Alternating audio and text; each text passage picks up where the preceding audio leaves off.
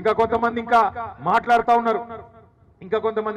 ఉన్నారు సింగరేణిలో సమస్యలు ఉన్నాయి. నేను ఒక మాట అడుగుతా, ఏమనుకోవద్దు తమ్ముళ్ళు మీరు కూడా.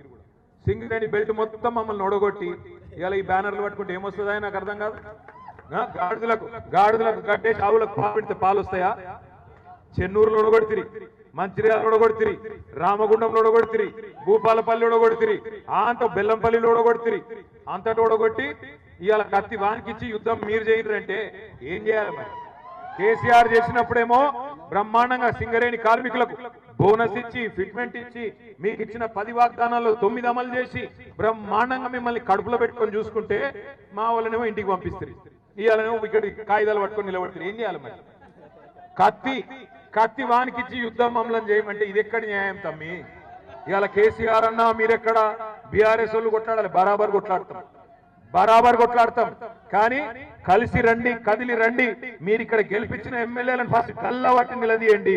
ఏం దిక్తుండ్రు మీ ఎమ్మెల్యేలు? ఏం దిక్తుండ్రు మీ చెన్నూరు మంత్రి? ఏం చేస్తుండ్రు మీ మంచిర్యాల ఎమ్మెల్యే?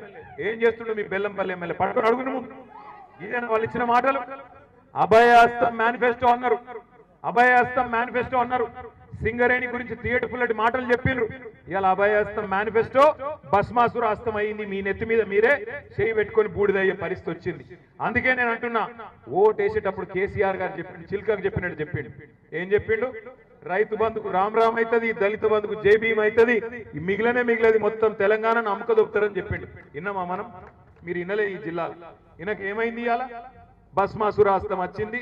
ఈ దరిద్రం ఎప్పుడు పోతుందా అని చెప్పి ఎదురు చూసే రోజులు వచ్చినాయి. ఇంకొక 2-2.5 ఏళ్ళు వీళ్ళే ఉంటారు. మనం భరించాలి.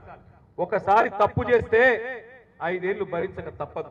అందుకే బాయిలో పడుతున్నామా, బొందల పడుతున్నామా చూసుకోకుండా ఎలక్షన్ రాగానే ఆగమాగమురికి అడ్డమైన వాళ్ళకి ఓట్లేస్తే ఇదే అవుతుంది. దయచేసి నేను మా సోదరులను కూడా కోరుతా ఉన్నా, నిరాశ పడకండి. గల్లా బట్టి నిలదీసి ఖచ్చితంగా మళ్ళీ బోర్డు పెట్టించి మీకు ఉద్యోగాలు ఇప్పించే బాధ్యత కూడా మేమే తీసుకుంటాం. తప్పకుండా మీకోసం కొట్లాడతాం. కానీ మీరు ముందు గెలిపించిన ఎమ్మెల్యేలను మీరు అడగండి, పోయి రిప్రజెంట్ చేయండి, గట్టిగా అడగండి.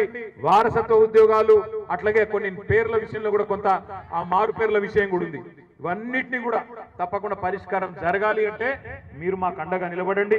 మా తమ్ముడు సుమన్ నాయకత్వంలో, మా రాజిరెడ్డి గారి నాయకత్వంలో, మొత్తం టీబీజీకేఎస్ ఆధ్వర్యంలో, అదేవిధంగా బీఆర్ఎస్ పార్టీ ఆధ్వర్యంలో ప్రతి బొగ్గుగనిలో, ప్రతి డివిజన్ లో తప్పకుండా మేము గల్లమెత్తుతాం.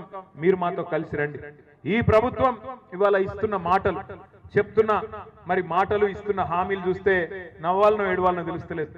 మింగ మెతుకులేదు కానీ మీసాలకు సంపెంగ నూనె పెట్టిండేట వెనకటికేవడం. రేవంత్ రెడ్డి కథ గట్లే ఉంది. 1 కోటి మంది మహిళల్ని కోటీశ్వరులు చేస్తారట ఈ మొగోడు. 1 కోటి మంది మహిళల్ని కోటీశ్వరులు చేస్తారట. ఎట్లా చేస్తావురా అయ్యా? మరి కోట్లు అంటే ఎన్ని $1 ట్రిలియన్ నీకు ఎరికేనా అని మన అసెంబ్లీలో అడిగిన నేను. 1 కోటి మందిని కోటీశ్వరులు అంటే కోటి కోట్లలో ఎన్ని సున్నాలు ఉంటాయో కనీసం తెలుసా రేవంత్ రెడ్డికి?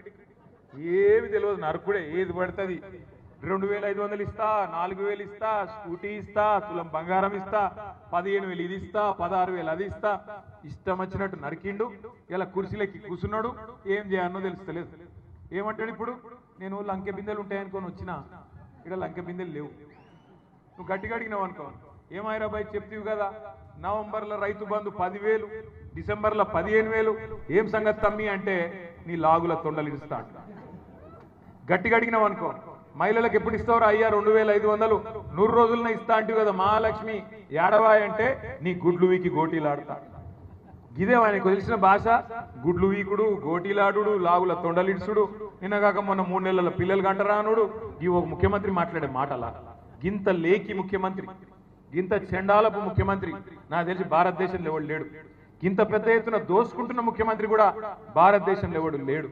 అందుకే దయచేసి మిమ్మల్ని కోరేది నేను, రేపు మళ్ళా వస్తాయి జిల్లా పరిషత్ ఎలక్షన్లు వస్తాయి, అట్లాగే సహకార ఎన్నికలు వస్తాయి, సింగరేణి ఎన్నికలు వస్తాయి.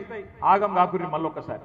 మళ్ళా గిట్లనే ఎలక్షన్ రాగానే వాడో 1000 రూపాయలు ఇయ్యా, వీడో 2000 ఇయ్యా, వాడో చాక్లెట్, వీడో పిపర్మెంట్ జేబులో పెట్టంగానే మళ్ళా ఆగమై ఎప్పటి లెక్క మళ్ళా బొందలు పడితే కాపాడేందుకు ఎవరు ఉండరు. ఈ రాష్ట్రాన్ని సాధించిన నాయకుడు, ఈ రాష్ట్రాన్ని 10 ఏళ్ల పాటు భారతదేశంలో అగ్రగామిగా నిలబెట్టిన నాయకుడు ఎవరు? ఒక ఆయననే మనకు శ్రీరామ రక్ష. మళ్ళీ కేసీఆర్ గారిని తెచ్చుకోవాలి 2028లో ఖచ్చితంగా ముఖ్యమంత్రి చేసుకోవాలి. ఈ రాష్ట్రంలో ఉండే రైతుల ముఖంలో చిరునవ్వు చూడాలి అంటే, ఈ రాష్ట్రంలో ఉండే సింగరేణి కార్మికుల ముఖాల్లో చిరునవ్వు చూడాలి అంటే, ఈ రాష్ట్రంలో ఉండే పేదల ముఖంలో సంతోషం మళ్ళీ కనబడాలి అంటే తిరిగి కేసీఆర్ రావాల్సిందే. ప్రజాస్వామ్యం బతకాలి తెలంగాణలో అంటే తిరిగి కేసీఆర్ రావాల్సిందే.